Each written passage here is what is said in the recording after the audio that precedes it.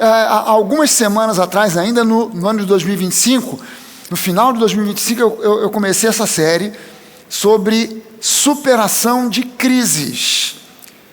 O que eu faço quando chega uma crise? Seja uma crise na área emocional, seja uma crise na área financeira, seja uma crise na área familiar. Em qualquer uma dessas crises, você tem métodos bíblicos. São pontos bíblicos que Deus oferece para você. Ele instrui a nós na sua palavra, para que nós praticando, aplicando aquilo que a palavra diz, a gente suplante e supere a adversidade, a tentação, o problema, a luta, ou seja, o que for que venha contra nós. E é preciso que você compreenda e entenda que o campo de batalha do inimigo é a sua mente.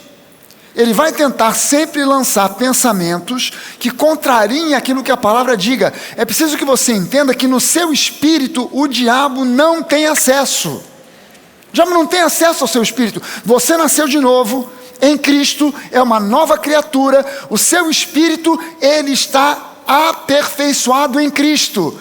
Você não foi 90% liberto. Eu sei que tem algumas igrejas que tem uma teoria dessa. Não, o fulano ainda está num processo de libertação. Peraí, o fulano pode estar num processo de transformação. Mas libertação não é algo que Deus faz na sua vida pela metade.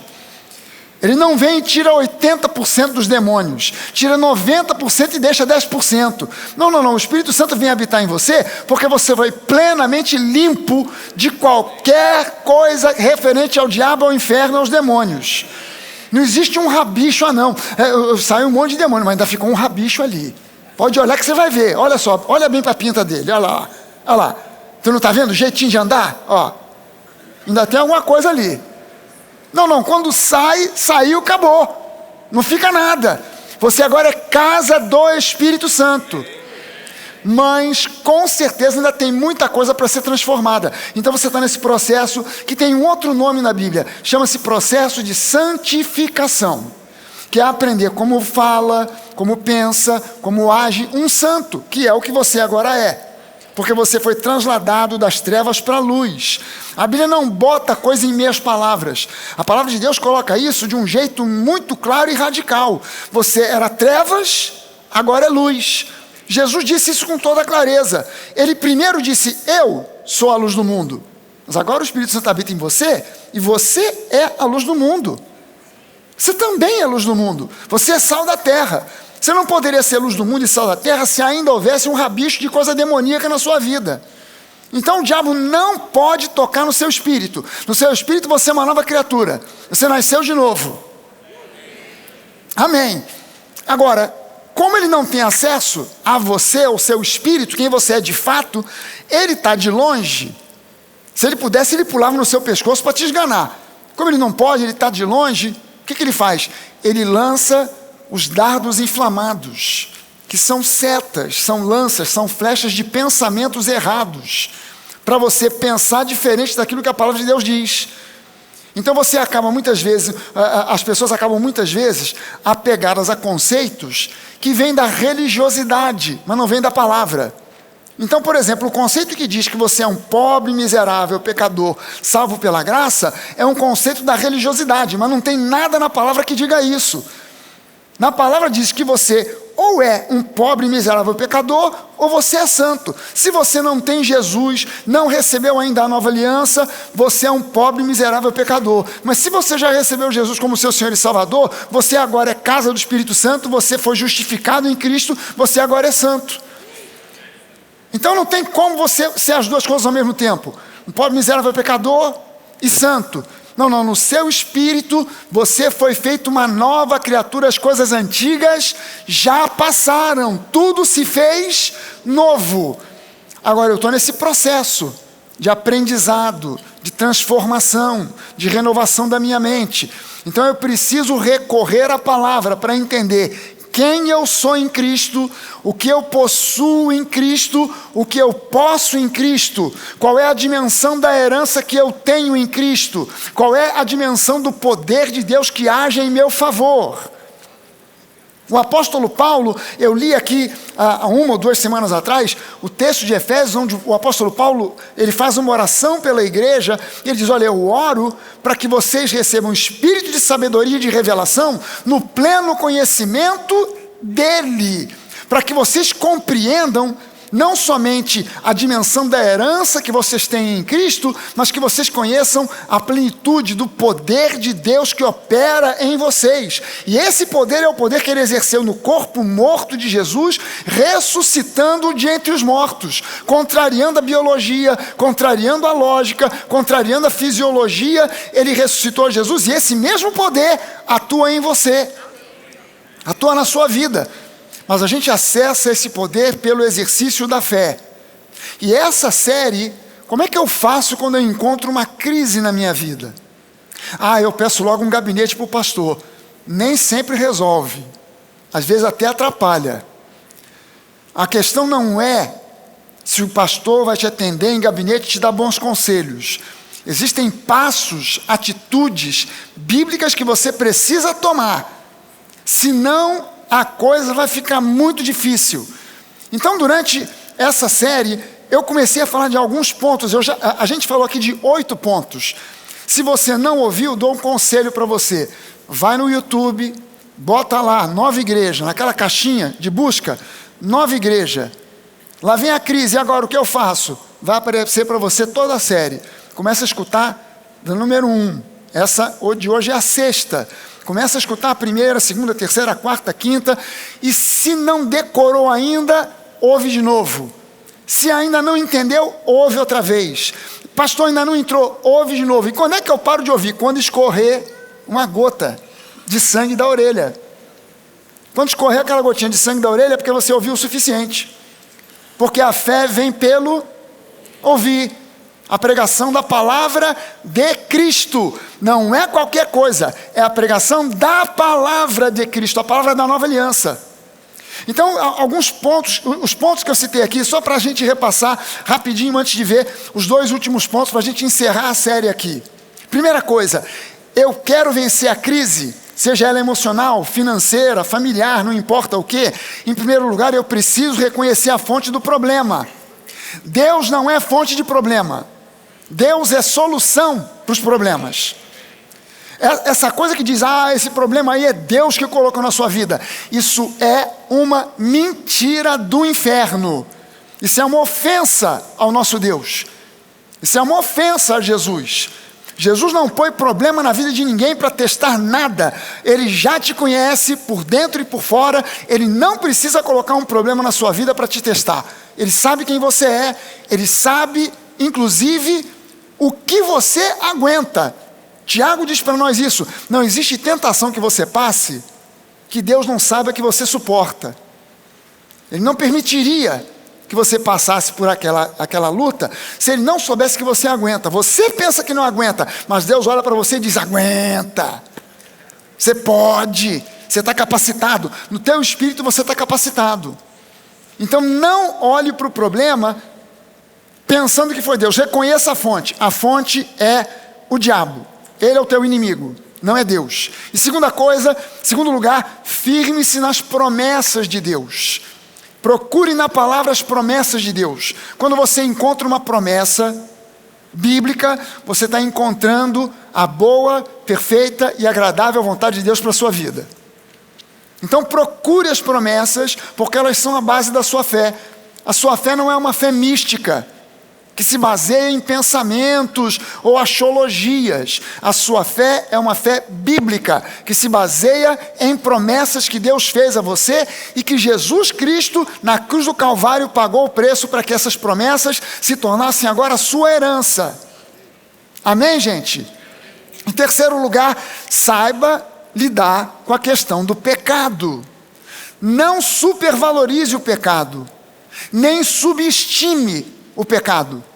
São os 2 grandes erros nas igrejas. Superestimar o pecado, então tudo é pecado, pecado, pecado. Você está passando algum problema? Tem algum pecado que você fez aí e que você ainda não confessou, ainda não falou. O nosso problema não é confessar pecados.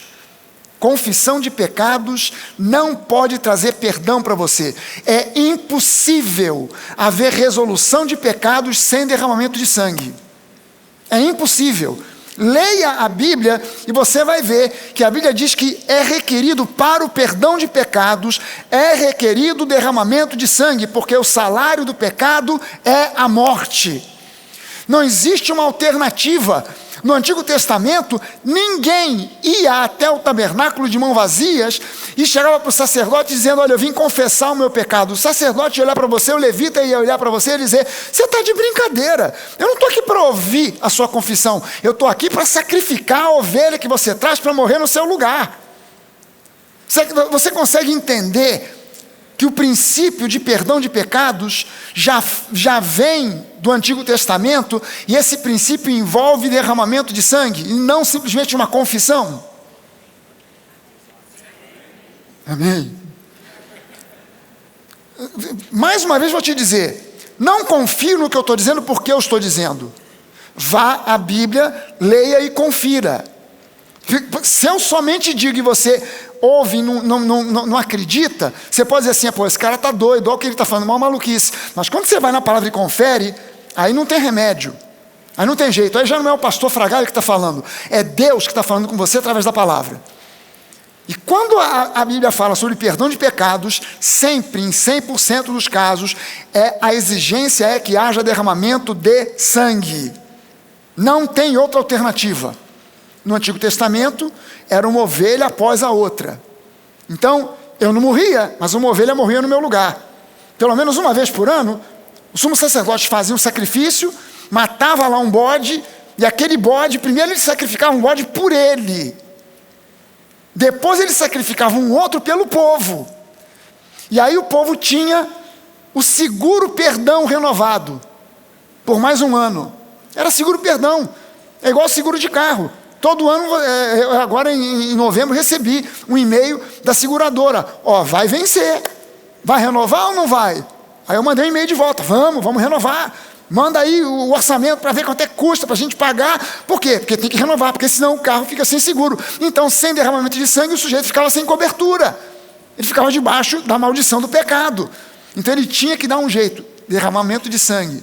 Jesus agora, ele vem e derrama o seu sangue como sacrifício único e definitivo. Você não precisa mais ficar derramando sangue de ovelhas, não precisa mais derramar o sangue de bodes. Portanto, se no Antigo Testamento os pecados eram perdoados à prestação, na Nova Aliança os pecados foram perdoados de uma vez por todas. Sangue de Jesus me garante perdão pleno de todos os pecados. Então, quando eu peco, o meu problema em relação ao pecado não é pedir perdão, é pedir socorro. Pedir perdão eu não preciso, porque eu já fui perdoado há 2000 anos atrás. O que eu preciso é pedir: Jesus, me socorre, me ajuda para eu não ficar repetindo a mesma coisa toda hora, para eu definitivamente deixar isso aqui de lado e não voltar a fazer a mesma coisa. E a gente precisa de Jesus, a gente depende dele. Na sua força você não consegue. Você já tentou, já fez promessa, já acendeu vela, já andou de joelho em volta do quarteirão e não adianta. Você precisa, não é do seu esforço, você precisa de confiança no socorro que o Espírito Santo quer te dar. Então você não pede perdão, você pede socorro, você pede ajuda.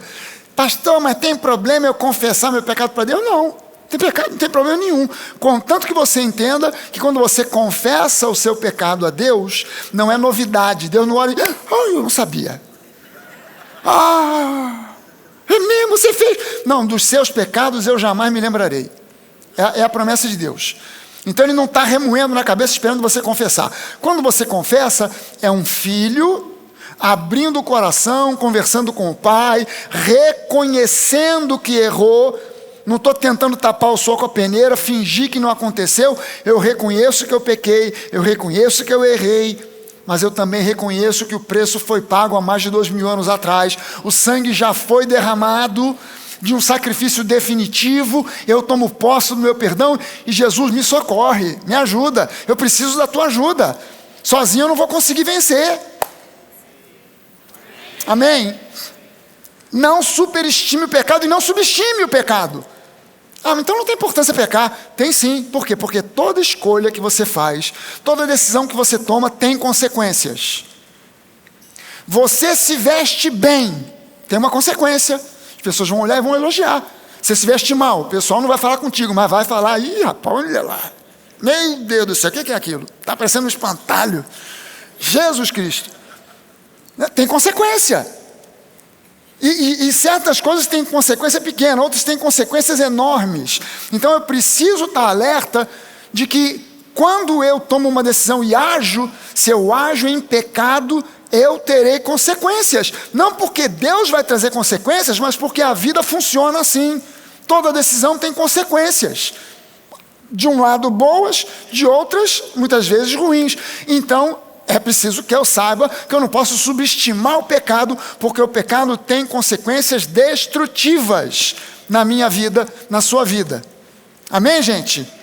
Em quarto lugar, não dê espaço para dúvida, que pode gerar incredulidade. Não dê espaço para dúvida. Firme-se na palavra. Firme-se na palavra e lembre-se, o diabo vai lançar pensamentos de dúvida. Firme-se na palavra e mantenha firme a tua confissão de fé. Em quinto lugar, eu disse, faça os seus pedidos a Deus de forma sábia, de forma bíblica. Como é que a gente ora para pedir alguma coisa a Deus? A gente ora ao Pai, em nome do Filho, em nome de Jesus, com base nas promessas, com base naquilo que Ele prometeu, que é agora a nossa herança, e a gente faz isso pela fé, que é a certeza de coisas que não se veem, é a convicção plena de que aquilo que eu não vejo, porque eu pedi ao Pai, em nome de Jesus, com base naquilo que Ele prometeu, já é meu, é real. Eu não estou vendo ainda, mas eu sei que é real. Por quê? Porque Deus prometeu e pela fé eu já estou vendo aquilo que ninguém mais vê. Pela fé eu já estou crendo naquilo que ninguém mais crê. Pela fé eu já estou tomando posse daquilo que as pessoas estão dizendo para mim que é loucura. Então, faça os seus pedidos a Deus de forma sábia. Em sexto lugar, apresente o seu caso a Deus. Peça pela fé o socorro, a ajuda, a solução, e não se deixe abalar por circunstâncias ou por sentimentos. Circunstâncias dificilmente nos são favoráveis. Dificilmente. Geralmente está ventando contra. Geralmente estamos remando contra a correnteza. Geralmente estamos andando contra a boiada. Dificilmente as circunstâncias são a nosso favor. E quando as circunstâncias são desfavoráveis, o primeiro que nos abandona são os nossos sentimentos. Os sentimentos começam a dizer, vai dar tudo errado, olha a depressão, fica triste. O sentimento começa a dizer, fica triste. É verdade, eu tenho que ficar triste. Não dê espaço para esse tipo de coisa na sua vida. Apresente o seu caso a Deus, peça em fé e não se deixe abalar por circunstâncias ou por sentimentos. Simplesmente creia. Em sétimo lugar, não tolere por um segundo sequer qualquer pensamento que diga que aquilo que você pediu ao Pai não é seu. Não tolere esse tipo de pensamento. Eu volto a te dizer, a tua mente é o campo de batalha favorito do inimigo. Ele vai lançar pensamentos que são opostos e contrários àquilo que a Bíblia diz a teu respeito. Não tolere, nem por um segundo sequer, qualquer pensamento que diga que aquilo que você pediu ao Pai não é seu. Você pediu ao Pai, em nome de Jesus, com base nas promessas, não tem erro. Deus ouviu e vai responder positivamente. Meu irmão, uma pessoa aqui na semana passada me perguntou, pastor, mas como é que você faz quando vem esses pensamentos negativos, ruins, errados? Eu falei para ele, olha só, primeira coisa, eu sou um ser humano igualzinho a qualquer um de vocês aqui. Eu não sou o super-homem, eu sou um ser humano com falhas, com erros, igualzinho a qualquer um de vocês aqui. Então, pastor, o que você faz na hora que vem um pensamento errado? Um pensamento que é uma tentação, um pensamento de derrota, de tristeza, de angústia, pornografia ou o diabo que seja. O que você faz? Bom, eu quero que você entenda uma coisa aqui. Isso aí já não é Bíblia, é neurociência.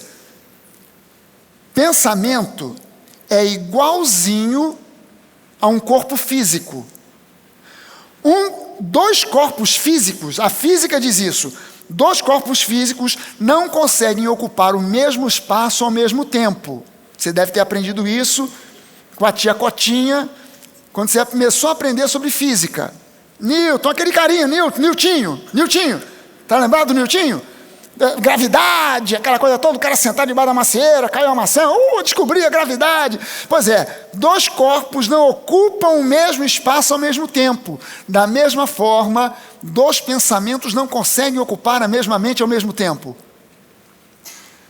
As pessoas acham que elas conseguem pensar em 2, 3, 4 coisas ao mesmo tempo. Não consegue.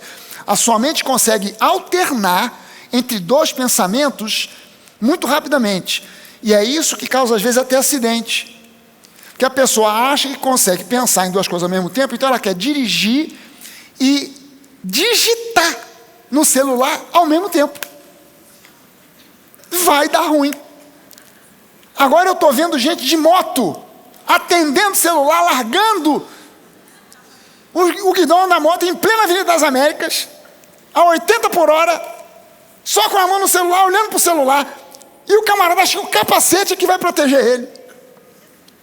Você, na verdade, alterna. Você, em questão, às vezes, de meio segundo, você olha no trânsito, celular. Trânsito, celular. Trânsito, celular. Só que numa dessas você pode fazer trânsito, celular. Trânsito, celular. Trânsito, celular. No celular, pum, já era.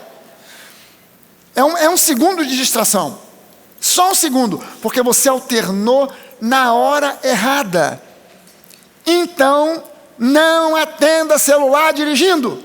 Não digite o celular dirigindo e não permita que o diabo coloque pensamento na sua cabeça e você fica nutrindo o pensamento.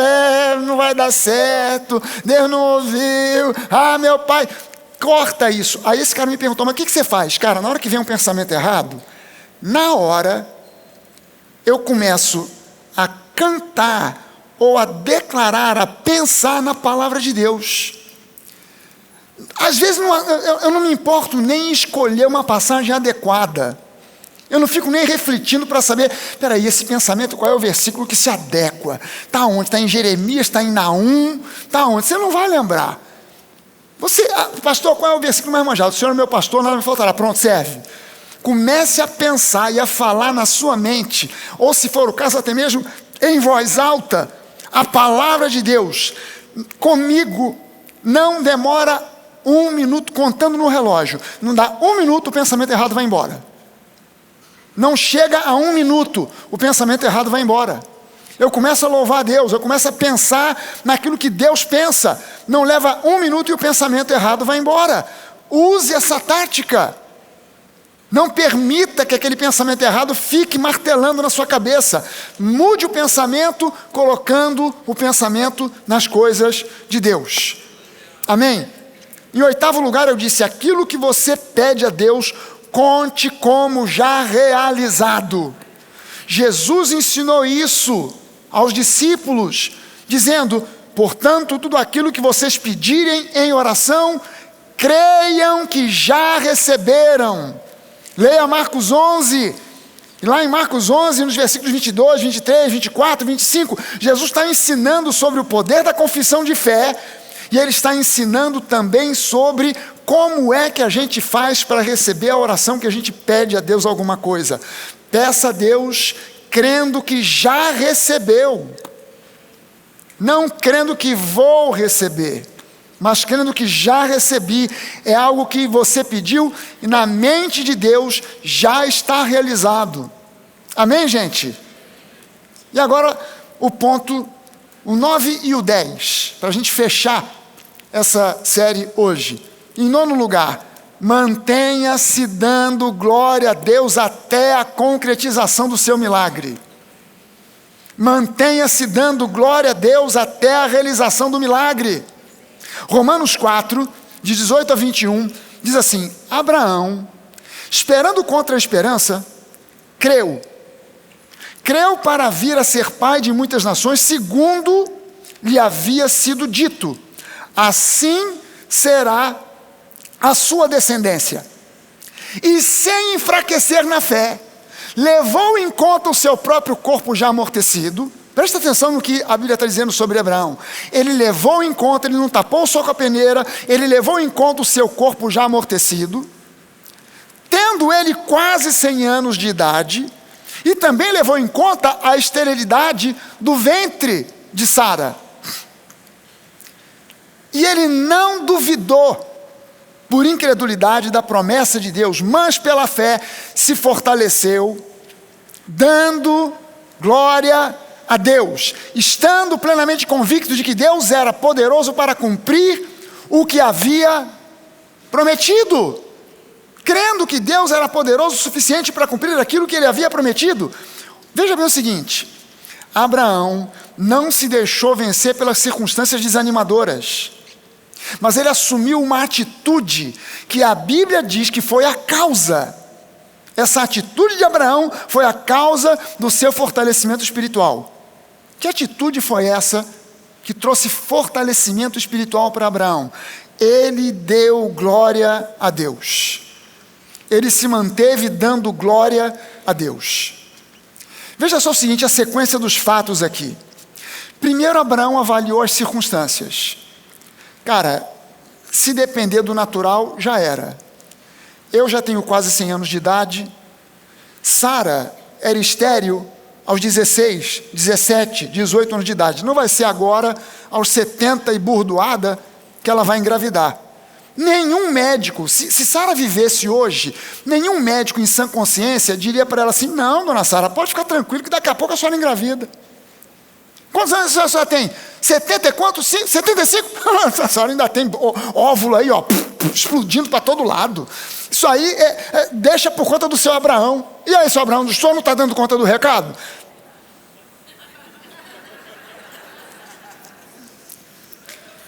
Não, mas aquele comprimidinho azul vai ajudar. Você vai ver, dona Sara, fica tranquila, daqui a 2 meses a senhora pode voltar, que eu tenho certeza. Vamos fazer até um ultrassom, já vai ter um neném nessa barriga.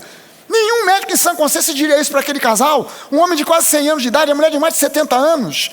Então ele olhou para as circunstâncias, ele avaliou as circunstâncias e disse: se depender das circunstâncias, já era, não tem remédio. Aí ele concluiu então que, de acordo com as circunstâncias, não tinha esperança. Apesar disso, ele deu crédito a Deus e a palavra acima das circunstâncias. Ele valorizou a palavra, a promessa de Deus, mais do que o valor que tinham as circunstâncias.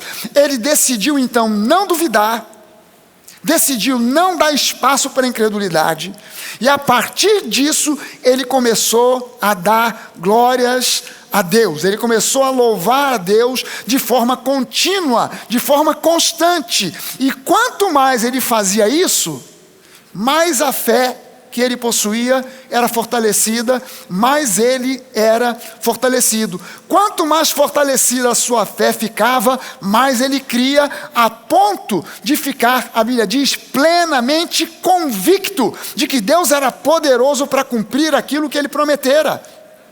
E aí uma nova qualidade de esperança brotou no coração de Abraão. Uma nova qualidade de esperança. Esperança que tem no mundo não é a mesma esperança que Abraão cultivou. A esperança que Abraão cultivou, no grego do Novo Testamento, é elpis. E elpis é uma alegre expectativa de coisas boas. Não é uma fé do mundo, a fé do mundo é tomara. Pastor, o senhor não está sabendo? Teve um irmão aqui da igreja que jogou na Mega Sena. Aleluia, vamos orar então. Tomara que ele ganhe. Tomara que ganhe sozinho. Depois, se ele ganhar, manda o irmão vir conversar comigo, porque a gente está orando por ele.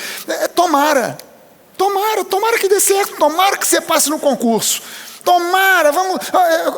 quanto você acha de chance que você tem de passar nesse concurso? Olha, pelo que eu já fiz uns simulados aí, umas provas simuladas, e de acordo com os resultados desses simulados, eu acho que eu tenho uns 50% de chance de passar. Ah, mas tem 50% de chance de não passar. Tomara que passe. Estamos na esperança.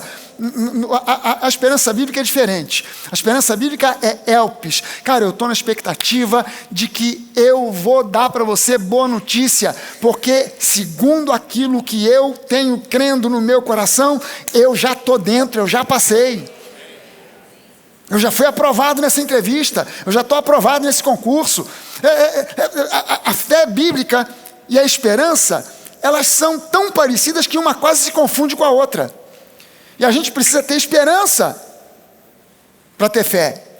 A gente, pela fé, precisa manter viva a nossa esperança. E a esperança que Abraão teve, essa esperança, ela nasceu no coração dele, porque ele passou a dar glórias a Deus. Entenda bem o seguinte, Abraão não creu na promessa de Deus da noite para o dia. Deus falou com ele, mas ele ficou tão duvidoso da promessa, que ele aceitou a sugestão de Sara e fez um filho com a escrava.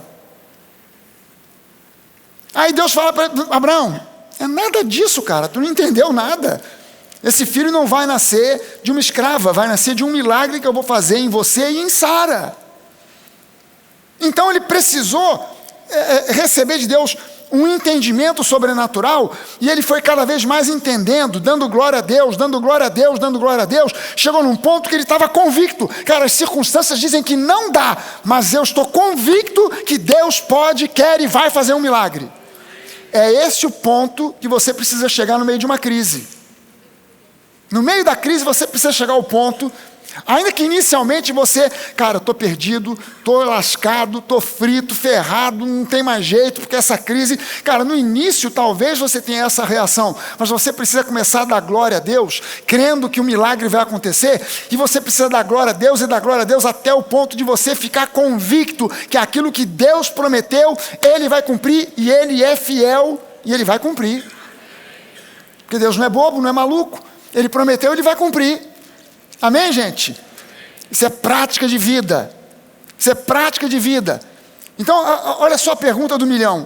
Qual foi o grande segredo da fé de Abraão? Qual foi o segredo da fé desse cara? E a resposta foi começar a dar glória a Deus antes do milagre acontecer. E permanecer dando glória a Deus enquanto o milagre não aconteceu, e permaneceu dando glória a Deus até que o milagre aconteceu, e Sara engravidou. O segredo da fé de Abraão foi esse. Entenda bem o seguinte, se você for a Hebreus capítulo 11, você vai encontrar a famosa galeria dos heróis da fé. Alguém aqui já leu essa passagem de Hebreus 11? Pelo menos 4 irmãos da igreja estão lendo a Bíblia, aleluia. Hebreus 11, você vai encontrar a galeria dos heróis da fé. Ali fala de Josafá, ali fala de Gideão, ali fala de Sansão, fala de um monte de gente. Mas quando Deus quer te dar uma referência sobre fé, Deus fala de Abraão, não fala de Gideão, não fala de Josafá. Olha a diferença. Gideão é comissionado por Deus para comandar um exército para derrotar os midianitas. Os midianitas vêm com um exército de 150 mil homens e Deus deixa com Gideão 300 homens. E aí Gideão começa, ele fala, não é possível.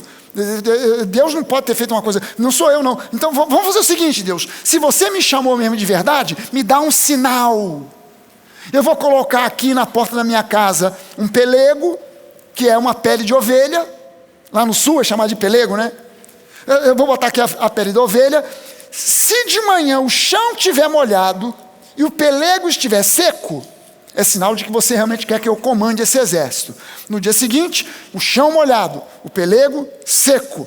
Aí ele olha e fala assim, não, ainda não é suficiente, eu preciso de mais um sinal. Vamos fazer o seguinte, agora se amanhã de manhã estiver tudo seco e o pelego estiver molhado, é sinal de que você queira, a tua vontade. No dia seguinte estava. E Gideão é chamado de herói da fé, mas ele não foi usado como referência para a nossa fé, mas foi Abraão. Josafá é um exemplo de fé. Mas esse Josafá, quando se viu cercado de inimigos, ele teve que batalhar. Primeiro ele chorou, resmungou, jejuou, e por fim Deus deu para ele vitória. O camarada foi vitorioso, mas Deus não usou ele como uma referência de fé. Agora, quando você começa a olhar a ação, a atitude de Abraão, que é o único exemplo do Antigo Testamento de alguém que serve para nós como referência do exercício da fé, Abraão não duvidou, ele deu glória a Deus antes do milagre acontecer. Ele não ficou, então eu vou jejuar, então eu vou chorar, então eu vou espernear. Não, ele simplesmente deu glória a Deus. Você está entendendo que essa é a referência que a gente tem para exercitar a nossa fé? Quando as coisas estão ruins, muita gente aconselha para você, geme e chora. Sem gemido e sem choro, Deus não atende. Da onde alguém tirou essa ideia maluca? Que sem gemido e choro, Deus não atende. Não, o que está faltando é jejum. Aí você jejua até o umbigo encostar lá na coluna vertebral. E Deus não está requerendo de você jejum coisa nenhuma.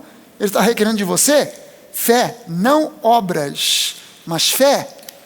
Como é que eu dou glória a Deus se eu não estiver crendo? Não, peraí, eu creio, mas ainda tem dentro de mim uma batalha, ainda tem dentro de mim uma insegurança, mas eu estou dando glória a Deus. Não quero nem saber se ainda tem dúvida, se ainda está... Eu estou dando glória a Deus. Glória a Deus porque Ele vai fazer o milagre. E você vai chegar ao ponto de ficar plenamente convicto de que Deus é poderoso e vai fazer aquilo que Ele prometeu. Se você hoje está plenamente convicto que Deus pode fazer tudo aquilo que Ele prometeu, você já foi longe pra caramba, mas ainda não chegou ao ponto final da fé. Você precisa começar a dar ações de graças a Deus e permanecer fazendo isso até que o milagre se materialize. Amém? Eleve o seu coração em gratidão, em louvor a Deus por aquilo que Ele já fez, por aquilo que Ele está fazendo, mas em especial por aquilo que você crê que Ele vai fazer. Aleluia. Filipenses 4, versículos 6 e 7, o apóstolo Paulo diz assim: não fiquem preocupados com coisa alguma, mas em tudo sejam conhecidos diante de Deus os pedidos de vocês, pela oração e pela súplica, com ações de graças. Com ações de graças. E aí então a paz de Deus, que excede a todo entendimento, guardará o coração e a mente de vocês em Cristo Jesus. Amém, gente? Deus quer que você tenha paz. Quando você tem convicção de que Deus vai fazer aquilo que Ele prometeu, no seu coração se estabelece paz. Aquela agitação sai. A dúvida vai embora. E você fica em paz. Você pode orar, você pode pedir, você pode suplicar, pode até jejuar, mas se você andar preocupado e ansioso, isso vai ser um entrave danado para o milagre acontecer na sua vida. Não é que Deus não vai fazer o milagre, mas vai ser uma coisa assim complicada, vai demorar. 1 Pedro 5,7, Pedro faz esse convite à igreja dizendo: lancem sobre Ele, lancem sobre Jesus todas as suas ansiedades. Por quê? Porque Ele cuida de vocês. Será que você pode profetizar para a pessoa que está do seu lado, dizer para ela: Deus está cuidando de você? Será que você pode dizer para essa pessoa: não tema, não tema, não tema o futuro, não tema os problemas, não tema o que você tem que enfrentar, porque Deus está cuidando de você. Aleluia. Será que você pode levantar uma das suas mãos e dizer: ei, Senhor, eu te dou graças, porque o Senhor está cuidando de mim. Aleluia. Então substitua os pensamentos de preocupação e de ansiedade por pensamentos de fé. Pensamentos de fé, somados a palavras de fé, são fatores essenciais que te levam para longe da derrota e para dentro da vitória. Alguém diga amém a isso. Não aceite a derrota. Não aceite a derrota. Não aceite. a derrota. Você é um filho amado, você é uma filha amada do Deus Altíssimo, Todo-Poderoso, e Ele já prometeu a você vida vitoriosa. Não aceite a derrota. Jesus já venceu por você, e Ele disse: não tenham medo, tenham bom ânimo, eu já venci o mundo. Não tenha medo. Ser uma pessoa vitoriosa é um direito seu em Cristo Jesus. Coloque isso no seu coração. Ser uma pessoa vitoriosa nas finanças, nos negócios, na família, no casamento, nas suas emoções. Ser uma pessoa vitoriosa é um direito seu em Cristo Jesus. Todo fracasso destinado ao seu casamento, às suas finanças, aos seus empreendimentos, à sua família, todos os fracassos relacionados com a sua saúde, com as suas emoções, foram levados, todos eles, por Jesus na cruz do Calvário. Toda a maldição foi levada por Jesus na cruz do Calvário. A gente precisa passar a olhar para a cruz e ver na cruz uma obra plena. Jesus não estava alucinando quando Ele disse: está consumado, está resolvido por completo, está fechado o pacote, está consumado. Então, quando eu olho para a cruz, eu vejo um trabalho completo, feito em meu favor, em seu favor. Ele levou os seus pecados, levou os seus problemas, as suas maldições, tudo foi levado na cruz. Pastor, mas nesse mundo a gente tem problema, pastor. Eu sei. Você tem problema? Eu também tenho. Você tem lutas? Eu também tenho. Mas em todas essas coisas, nós somos mais que vencedores. A gente pode passar por cada uma nessa vida que não é mole. Mas Deus tem solução, resposta e saída para cada um dos problemas que você possa enfrentar. Você não está num beco sem saída. Você não está num beco sem saída. Ouça bem o que eu estou te falando. Você não, aparentemente você chegou num beco sem saída, mas você não está num beco sem saída. Tem alguém aqui que precisa ouvir isso. Você pensou que chegou num beco sem saída, mas você não está num beco. Se você está em Cristo, você não está num beco sem saída, porque Deus abre caminho onde não há caminho algum. Deus abre portas onde nem tem porta para abrir. Deus, Ele te ama, e Ele tem resposta para você. Você chega na igreja com o coração desesperado, mas você ouve a palavra da verdade para sair da igreja com o coração cheio de esperança. Porque aquilo que você não vê como resultado e resolvido, Deus já vê como resultado e resolvido, porque Ele pode, Ele quer, e você não está num beco sem saída. O inimigo quer que você se veja num beco sem saída.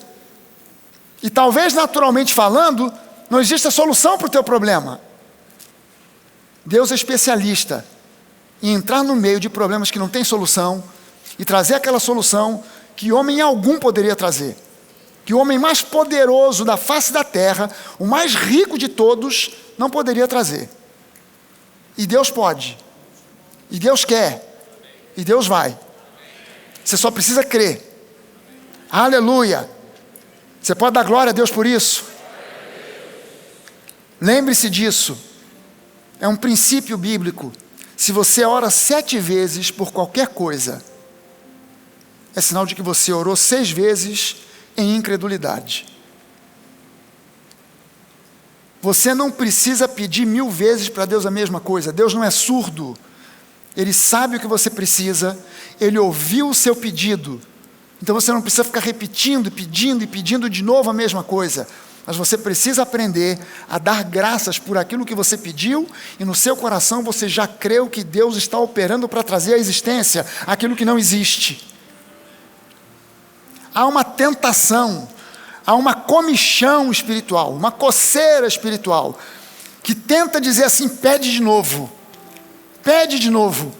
É uma tentação, mas eu me recuso a pedir 2 vezes para Deus aquilo que eu já pedi, porque eu pedi ao Pai, em nome do Filho, com base nas promessas, e pedi pela fé. E em todas as promessas de Deus, eu já tenho em Cristo, através de Cristo, o sim e o amém. Então eu não preciso pedir duas vezes. Eu pedi uma vez e eu agradeço 150 milhões de vezes, ou quantas mais forem necessárias, até que o milagre se cumpra. Amém? Meu irmão, deixa eu te dizer com toda clareza, essa mensagem não é para qualquer um. O religioso não quer isso. O religioso quer moleza. O religioso quer resposta fácil. Traga aqui a sua oferta e o seu problema vai se resolver. Quer dizer que agora Deus resolve o problema em troca de dinheiro? Faça esse ou aquele sacrifício e Deus então vai honrar a sua vida e vai fazer o milagre acontecer. Então agora é por obras. Não é mais pela fé.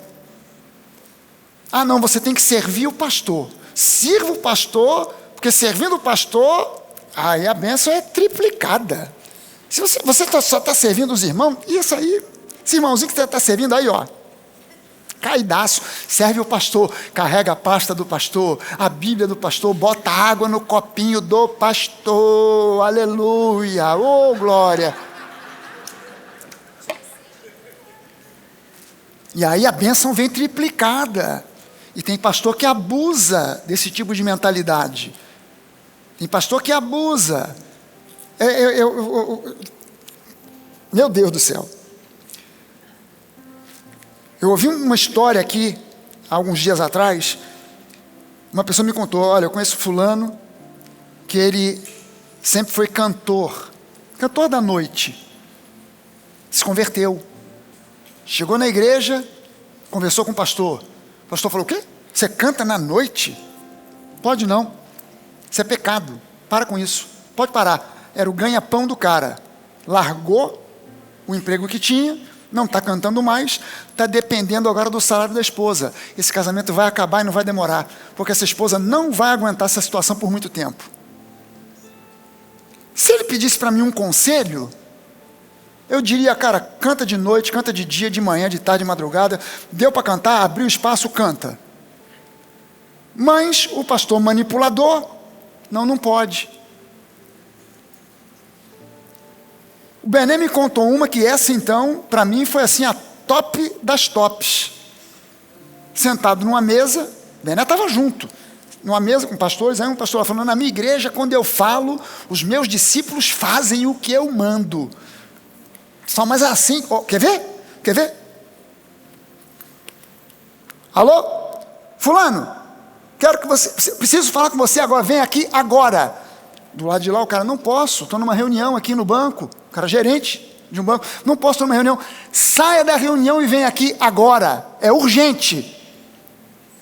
Passou uns minutos, apareceu o cara, todo mundo já ficou espantado. O pastor pegou a chave do carro, falou, vai lavar o meu carro. E o cara foi.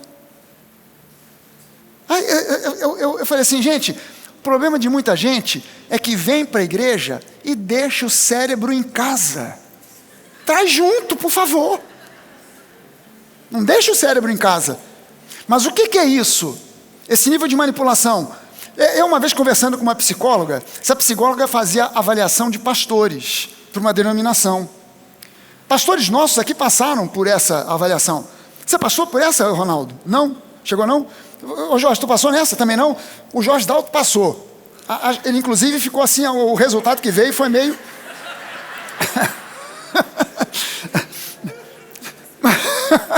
Pronto, já escandalizei minha esposa. Estou queimando o filme do pastor. Ai, já. Mas aí, eu conversando com essa esposa, com essa psicóloga, ela me falou, ô Fragali, todo serial killer é um psicopata. Mas nem todo psicopata é serial killer.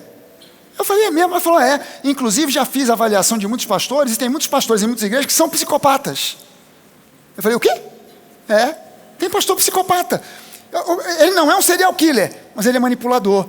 Ele não tem sentimento, ele não está nem aí. Se você vai ser demitido porque você foi chamado para lavar o carro dele e você vai ser demitido porque saiu do meio do trabalho, que se dane. Ele não está nem aí para o seu problema, para a sua dor, porque ele é um psicopata. E as pessoas estão assim, Você não foi chamado para ser bajulador de um psicopata. Você foi chamado para servir a Deus de acordo com a verdade da palavra. Para ser espelho e imitação de Cristo, para servirmos uns aos outros em amor.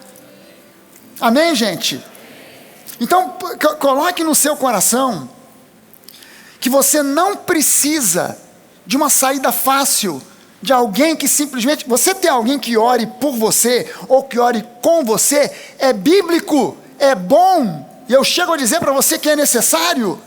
Porém, se não tiver ninguém para orar comigo, se não tiver ninguém para orar por mim, a minha fé é o suficiente para pedir a Deus, para Ele ouvir o meu pedido e realizar aquilo que eu pedi, porque eu pedi ao Pai, em nome do Filho, com base nas promessas a um Deus que é bom e é fiel. Amém? Então não preciso pedir 6 vezes, não preciso pedir 1000 vezes, eu só preciso pedir uma vez e agradecer 150 mil vezes. Amém, gente? Em último lugar, o que eu falei até agora foi só a introdução da mensagem. Agora é que eu vou começar mesmo. Não é brincadeira, gente. Esse 10º aqui vai ser rápido. 10º lugar, 10º ponto. Alimente-se da palavra da graça e da fé diariamente. Alimente-se da palavra da graça e da fé diariamente. Alimente-se da palavra da graça e da fé diariamente. Não é uma vez por semana, domingo pela manhã ou domingo à noite, é diariamente. Alimente-se da palavra da fé e da graça diariamente.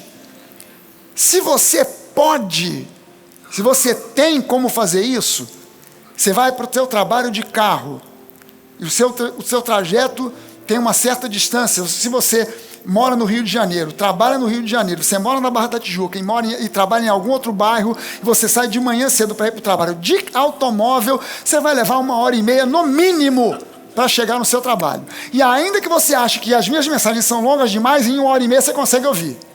Pelo menos uma inteira. 1h10, 1h15, você consegue escutar. Vá ouvindo. Na volta, volte escutando, porque a fé vem pelo ouvir. Ah, pastor, não tenho muito tempo porque eu trabalho em casa, home office. Então, hoje você tem um recurso fantástico que é o devocional.